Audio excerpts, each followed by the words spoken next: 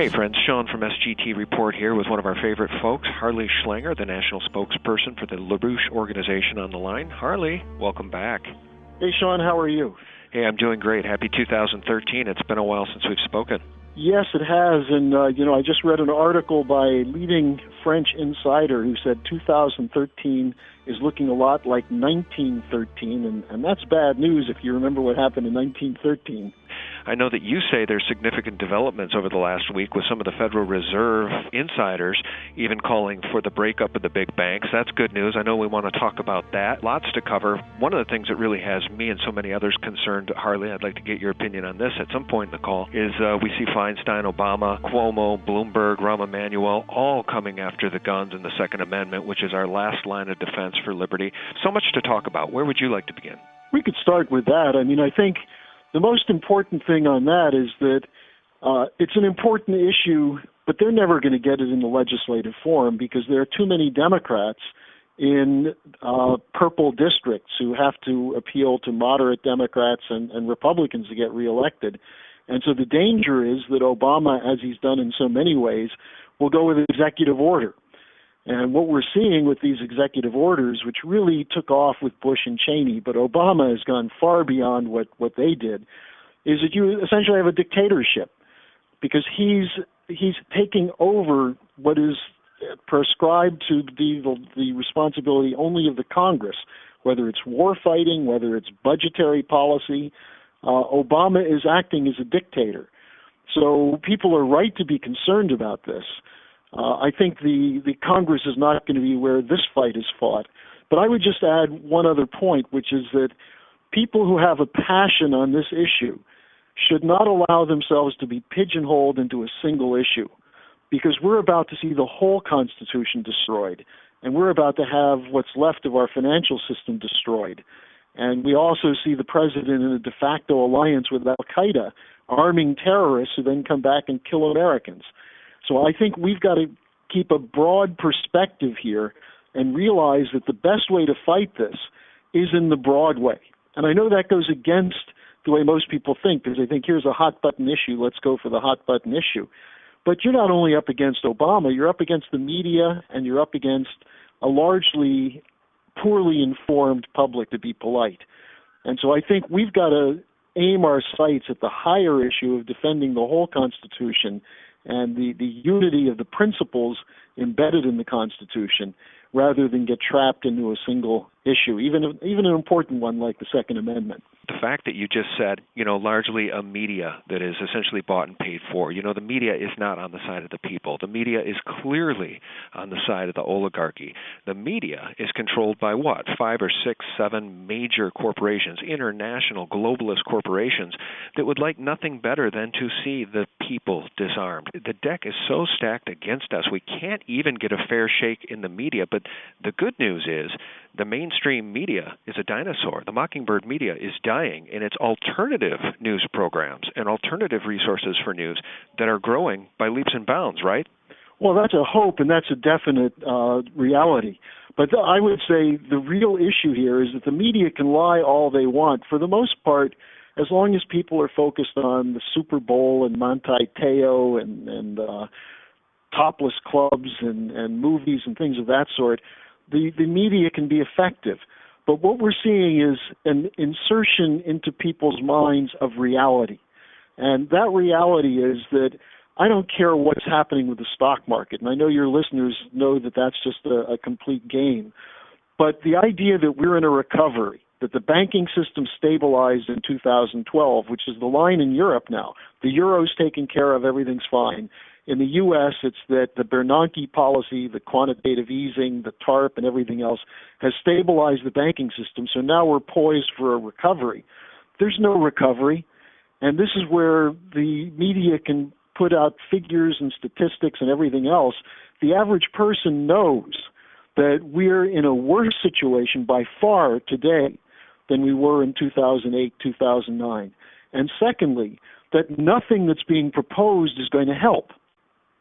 And so you're right, people are waking up. I just did a tour of some of the western states, in San Francisco, I was in Los Angeles, a town meeting in Salt Lake City, and we had fairly substantial attendance, but people who were really committed to getting at this question of not just what's going on and who's doing this to us, but what do we do? What can we do? And I think that's a really good starting point for us to make sure that 2013 doesn't become a year like 1913, where we saw the creation of the Federal Reserve, the IRS, the Anti-Defamation League, and the build-up to World War I. We don't need another year like that. Yeah, you're right. And we are seeing cracks in this unified front. The central banks appear to no longer trust each other, with Germany wanting its gold back from the Bank of France and at least some of its gold back from the Federal Reserve Bank of New York. You cited in an email to me recently here, Harley, that I really wanted to touch on. You're seeing significant developments, you wrote, about some of the insiders at the Federal Reserve calling for the breakup of the big banks. How significant is that, Harley? It's very significant because you have two people who had been voting against Bernanke's quantitative easing policy, one who's no longer the Kansas City Federal Reserve President, Thomas Hoenig. But Hoenig is now on the board of the Federal Deposit Insurance Corporation, the FDIC, and he's a very substantial voice. And he's getting covered regularly now in the American Banker and Fortune, Forbes, major media. And he's calling for a breakup of the so-called too-big-to-fail banks. But most importantly, by the way, he's also calling explicitly for a return to Glass-Steagall. What he's saying is that the Volcker rule and the Dodd-Frank bill are forcing the big banks to take even greater risks. At the same time, there's no downside for them with those risks, because if they fail, they'll get bailed out. So the idea of moral hazard is completely gone. Now, Hoenig is not a voice in the wilderness. He was joined just the other day, January 16th. Richard Fisher, the president of the Dallas Federal Reserve, delivered a very insightful and important speech in Washington, D.C., where he didn't call for Glass-Steagall, but he said we must break up too big to fail. The Dallas Fed is putting out a specific proposal on this. But what he attacked the idea of the inflationary bailout policies. But he said in particular what that's doing is destroying the community banks and the local banks because they're cut off from capital. All the money is being channeled to 10 to 12 large banks. And so he said we have to cut the shadow banking system off the tit of federal government. No more bailouts for them. And the only thing we'll do is protect the commercial banks, which is essentially Glass-Steagall. Now then, in addition to them, you have in Europe, you have a real fight developing because one of the most important banks in Italy, the Monte dei Paschi Bank of Siena, which is the oldest surviving bank in Europe, it's the third largest bank in Italy. They just had a derivatives loss, which started at $200 million, then went up to about $4 billion. They just got a bailout from the president of Italy, who's the old Goldman Sachs guy, Mario Monti. Right. And what's happening with this bank is that it's sending shudders through Europe because all the Italian banks are in similar shape. And the Italian banks are completely connected to the French banks. And the French banking system is larger and at this point extremely weak. And so you had the interesting situation we're at Davos, Switzerland, where they have the annual confab of the leading financial elites, and publicly they're saying everything's fine, things are looking good, the banks shouldn't be attacked. That was what Jamie Dimon from JP Morgan Chase said. And then they said, oh, don't worry, we're going to have growth. We're going to have a $10 trillion fund for green development, which is essentially a swindle and a boondoggle. But behind the scenes at the nightclubs and the bars, they're saying, what's going on in Italy? Why is Germany demanding its gold back? Is Germany going to leave the euro? Can Greece hold? What's happening in Spain? And then what's going on with Richard Fisher, Thomas Hoenig, and others in the United States? So we're seeing, even among the usually self-confident, self-proclaimed masters of the universe, like Jamie Dimon and Blankfein and others, they can see the writing on the wall. And I think this is a moment where those of us who have been fighting to break up the Fed, I'm not putting forward the Fed as a solution just because, but when you have a couple of insiders saying this, it tells you that the understanding is that the whole system is rotten. So this is an opportunity for us to make a fundamental change in the direction of policy of the last 40 years. And I'm going to ramble here a bit, so jump in at any point that you see fit. But I just want to touch on the derivatives mess there in Italy. Sure. Because as you well know, we've talked about this a million times before and with others. Once this derivatives dominoes Ponzi begins to fall, the end could come like a thief in the night. I mean, it could all explode in a 24-hour period. Exactly. You could have a hyperinflationary collapse instantaneously, because the hyperinflation is already there. The trillions of dollars they've put out to back up the $700 trillion in derivative obligations, which is the figure that I saw from Davos. And by the way, there's a very interesting article in Forbes this week that goes through the case of J.P. Morgan Chase, which has $70 trillion in its books of derivatives. Now, what happens is that this is mostly where trading is occurring, and derivatives such as mortgage-backed security contracts, collateralized debt obligations, interbank paper, interbank lending, all of it is paper that has a face value that's marked far and above what they could get for it in an open market. In fact, sometimes they talk about 30-to-1 leverage. It's probably closer to 100-to-1 by now, maybe even 1,000-to-1. The only trading that's going on, though, is of this paper, what was called in 2008 toxic assets. Now, the idea is that as long as they have confidence in each other's paper, and this is what the Fed bailout does, that they know that if someone tries to trade in at face value one of their financial instruments, that the bank can go and say, well, look, we have a backup from the Fed that's good, so you don't really need the whole thing, do you? Well, what happens if you have a September 2008 moment, as we just saw with this bank in Italy, where the other banks won't take their paper? Then they've got to start coming up with the money. In the case of the Monte dei Paschi Bank, they had to come up with 4 billion euros from the Bank of Italy. Suppose J.P. Morgan Chase had a margin call on a derivative, and it triggered the insurance, the so-called risk insurance, a credit default swap.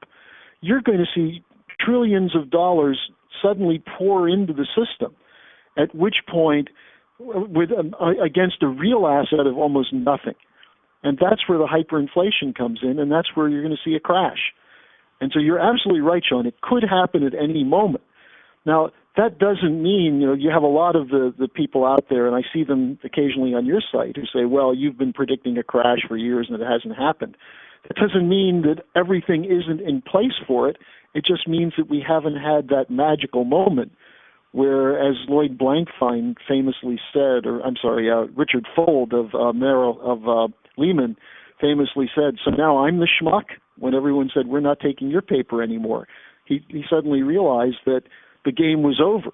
And instead of limiting that to Lehman, it triggered a response through the whole system, and we nearly did lose the banking system, and that's why the bailouts were done. We've got to end these bailouts. These bailouts are killing our economy and killing our people. Well, Harley, fortunately, most of the audience that is listening to us right now knows that these problems are extremely grave and that the American economy, the U.S. economy, is truly in a bad position. Now, Obama is, just went through his inauguration, and he's saying, thanks for giving me the opportunity to finish what I've started. Now, how scary is that? But let me ask you this. LaRouche has been discussing himself the special role of gold and silver in a credit-based system. Let's talk a little bit about the special role of gold and silver. What does your organization say should be done? Well, Mr. LaRouche did a webcast about 2 weeks ago on a Friday night where he opened by talking about the fallacy of the belief in money. And he said that what we have is we don't even have paper money anymore. We have computer notations, valuations that are out of whack with anything that's real. And what he said is that there's no value inherent in any printed money. Now, the benefit of gold and silver is that there is some value in it. There's inherent value in it, but not enough. If you took all the gold in the world, you wouldn't have enough to create enough credit to get ourselves out of this. But if you use gold and silver as a reserve, and you're rigorous in your approach to this, then you can actually generate credit. And the payment for the credit doesn't have to go back to the gold and silver. The payment for the credit will come from the productive capabilities you put in place by using the credit effectively. But at least if you have a well-run economy, you're still going to have some innovations that won't work. But if necessary, at least you have the fallback of the gold and silver, so you're not just printing completely worthless pieces of paper. Now, this is something that has been understood, at least in our country, going back to the Founding Fathers, because we had paper currency then. Benjamin Franklin has a famous argument in favor of paper currency, but not paper currency with nothing behind it. What was behind it in his mind is a productive capability. And in the Massachusetts Bay Colony, 100 years before Franklin, they had what was called the pine tree shilling, where, if necessary, they put pine trees behind the shilling. But at least with a pine tree, you had something of value. They didn't have much gold in the United States at that time, or in the colonies. But as we developed a system, whenever we've functioned to produce a surplus, it's been because we had a backing of the currency, and that backing was ultimately the commitment to use credit to produce, to develop industry, to develop the Transcontinental Railroad, for example, with Lincoln's greenback policy.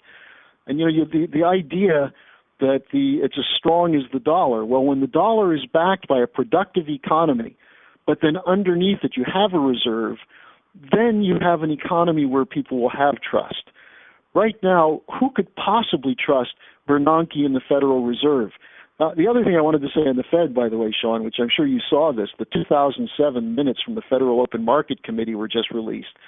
And in July of 2007, July 25th, LaRouche gave a webcast in which he said there's no way that we're not going to have a serious banking crisis and probably a collapse of the banking system. 1 week later, at a Federal Open Market Committee meeting, Bernanke said the fundamentals are sound and there's no instability in the system. And 3 days after that, Bear Stearns went belly up. And then, of course, within the next year, the whole system went. So these guys are wrong repeatedly. So who could have trust and faith in Bernanke? Well, nobody. And Geithner? Of course not. Yeah, not even the Germans. Isn't that the funny part? Not even the other central banks. And I think this is such an important conversation we're having here about gold-backed currency, silver-backed credit system here, because, I've interviewed G. Edward Griffin and I've interviewed Bill Still, and they both have opposing views on this. G. Edward Griffin thinks a return to a gold standard is exactly what we need because he knows the criminality that, occurred in 1913 with this Federal Reserve system. On the other hand, you have Bill Still, who argues for a credit-based system, and he says the biggest mistake we could make is returning to a gold-backed system because all the rich guys have all the gold. Now, what you guys are saying is somewhere right in the middle, and I tend to be in your camp. We see, I think the argument, and I've heard Ron Paul make this argument, the reason you have to go to a gold standard is because you can't trust people or governments. Now, the problem with that is that then you can't really live in this society.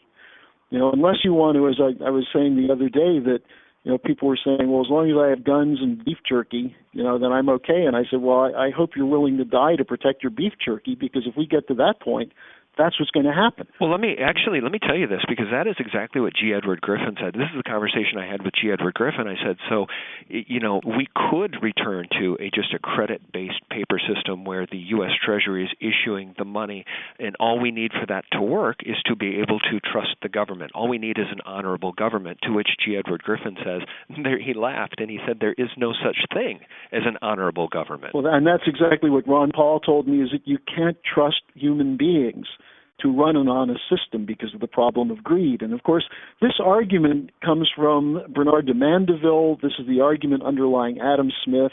And the basic argument was used in the 19th century to establish the British Empire. The British Empire was the gold standard.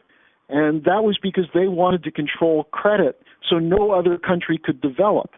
And the developments in the latter part of the 19th century, which allowed for the growth of Germany and France and even Russia, China, was the move to an American system credit policy that was brought to them by a man named Henry Carey, whose father, Matthew Carey, was the publisher of Benjamin Franklin's works and a close ally, an Irish Republican ally of Franklin. And what Carey argued is that the American system functions based on the idea that you fight to have a government of, by, and for the people. And that if the people won't do that, then whatever government they have is going to be a tyranny. And so you really, if you're an every man for himself, which is what happens under a gold standard, is that you're going to have a return to the worst forms of empires and piracy and control of wealth by a small handful of people. Now, how is that different from today? Well, it's not so different from today. The real issue here is, will the American people take a little bit of time to figure this out, to study history, to study real economics, and realize that ultimately our only safeguard is our commitment to honesty and truthfulness and fundamental principles of economic production. That's right. And most folks won't take time to figure it out, as you well know, Harley, but even going back to the revolutionary period of this country fighting against the British, it was only 5% of well-informed patriots. But they won. You see, that's the point. Yeah. A small group of people with an intention which is good, but which can be manifested through their works. People that worked with Franklin and funded the American Revolution included shipbuilders, it included coppersmiths, it included poor farmers, but people who looked to the future and said, we're not going to live under the tyranny of a control of our country by private interests, especially private interests across the ocean. And, today we've given up our sovereignty to these City of London banks and these Wall Street banks. And now in Europe, the same thing's happened. They've given up the sovereignty of nations. And what you're seeing in Germany is really mixed, because on the one hand, the German political elite are still defending what they call the universal banking system, which is the too big to fail system. And yet it's not working for Germany. And Germany can't bail out all of Europe. So just to come to a solution, I think that this idea that 5% armed with powerful, good ideas that have been validated by history really can make a big difference. And we have right now, again, a bill, it's H.R. 129, the Glass-Steagall Restoration Act, from Marcy Kaptur and a Republican, Congressman Walter Jones from North Carolina, are the co-sponsors. This is a bill that, if someone would fight for, would create exactly the debate we need, as opposed to this nonsense around the fiscal cliff. And you realize, after the deal that was made the other day, what happened to the argument that if we didn't resolve this by December 31st, we were going to lose everything? Right. It was just a fraud. Mm-hmm. And so we have a chance now to have a real substantive debate, which is something other than taking the banks as sacrosanct. And then the other solution being all we have to do is go with enough austerity. You'll never generate enough productive wealth with austerity or taxes to move toward bringing the budget into balance. You've got to increase production. Harley, there's something I really do need to touch on with you, though, and it relates to our discussion of honorable government. Rule of law in a healthy republic, in a healthy country, is absolutely critical, and it's clear that we don't really have rule of law in this country anymore. And what I want to ask you about is, you folks have been talking for quite some time now about the absolute necessity for the impeachment process to begin on Barack Obama. And the reason I bring that up is because his Attorney General, Eric Holder, has a very, very troubling past going all the way back to Oklahoma City. And more recently with this Fast and Furious debacle in which this government was shipping arms to Mexican drug lords and doing that willingly in a false flag operation, trying to demonize those weapons and ultimately demonize the Second Amendment. This man is still in power. This man is supposedly the highest law enforcement agent in the U.S. government. I'm very fearful for where we sit now because we no longer have rule of law. And where do you stand on impeachment? Where do you stand on Eric Holder? Where do you stand on Fast and Furious? Because I think that's what's got us all so concerned. Sure, very, very succinctly. Obama has to be impeached. He has a contempt for our Constitution. He has done everything he can to violate both the letter and the law of the Constitution. Now, in terms of Holder, look, there's a very interesting development, which is that Lanny Brewer, who was the one who covered up for Holder in Fast and Furious, he was the deputy attorney general. he announced his resignation yesterday, 2 days after PBS Frontline quoted him talking about why we can't prosecute any bankers. And his argument was not that they didn't violate the law. His argument was that the banking system is so fragile that bringing down a major bank could bring down the whole financial system.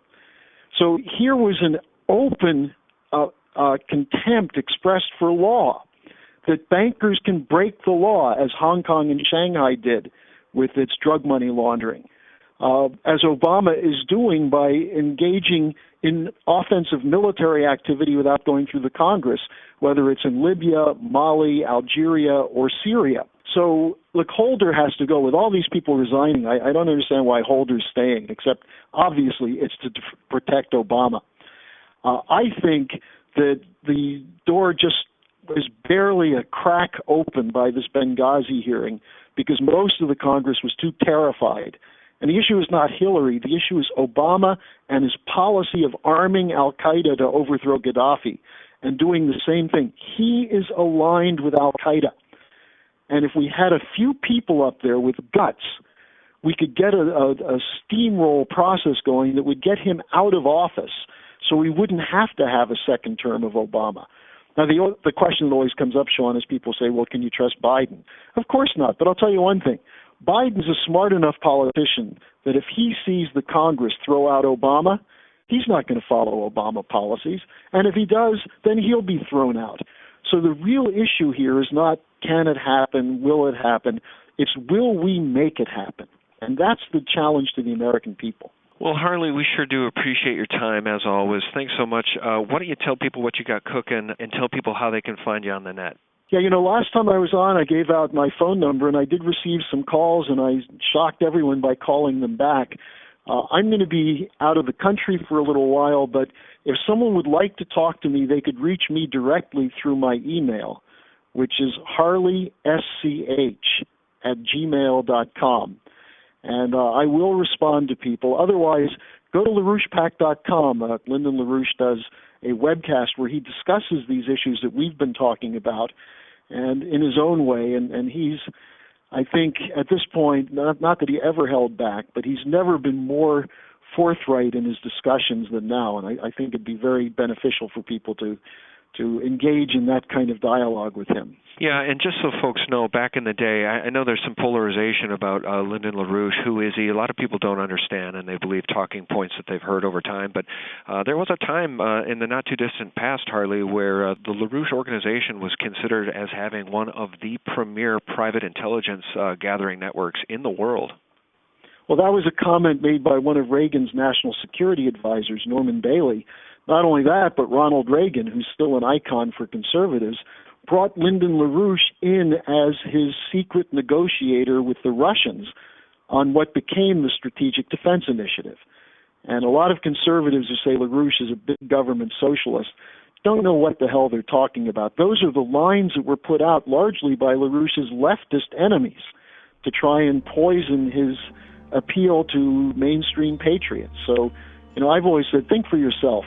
Yeah, and this audience does, and the reason I wanted to touch on that is because we all know that we're being lied to. We're being lied to by the government. We're being lied to by the people in control on the left. We're being lied to by the people in control on the right. We're being lied to by the media.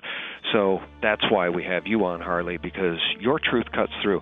And it's really hard to be a consistent liar. It's really hard for liars not to get caught in their own webs, and that's what I love about you guys, because your information always cuts true, because it's truthful.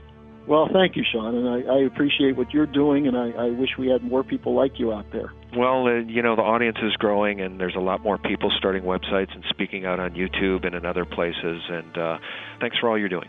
Sure. Good talking to you. You too, man. Bye-bye.